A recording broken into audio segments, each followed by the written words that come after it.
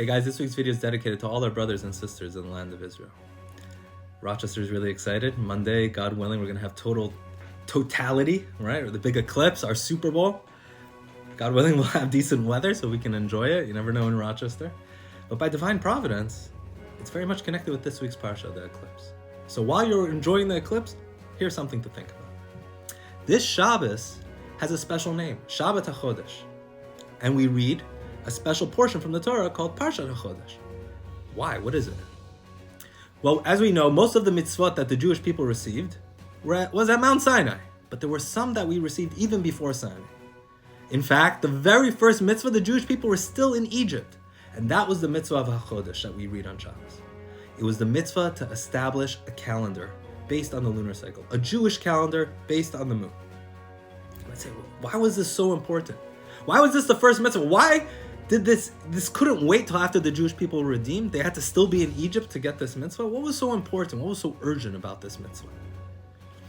In Jewish mysticism, it explains the concept that everything in the physical realm has a spiritual component, has a spiritual counterpart to it. So for example, as we get ready for Pesach, one of the things that we do is we get rid of leavened bread, of chametz. Everything leavened. The spiritual component of that is the attribute of arrogance. The chametz, spiritually, is inflated ego, arrogance. And that's what we also have to work on. Not just the physical bread in the house, but also the spiritual component of arrogance.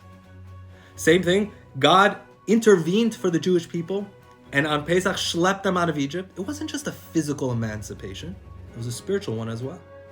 The Jewish people were not just enslaved physically in Egypt, they were enslaved spiritually in Egypt. And they didn't have the tools to get out of it.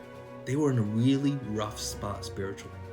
And Hashem said, notwithstanding your spiritual state, I'm going to schlep you out of there, I'm going to redeem you. Now, it might seem these two concepts, it's an oxymoron. If Pesach is all about Hashem schlepping us out despite our spiritual state, so then why is the way we get ready for Pesach to diminish our arrogance, to work on our ego? Why are we working on ourselves if Pesach is all about just schlepping us out despite ourselves? In fact, the sages say that Pesach is like the birth of the Jewish people. I mean, does a fetus get ready for its own birth? Like, why are we doing all this spiritual work for Pesach?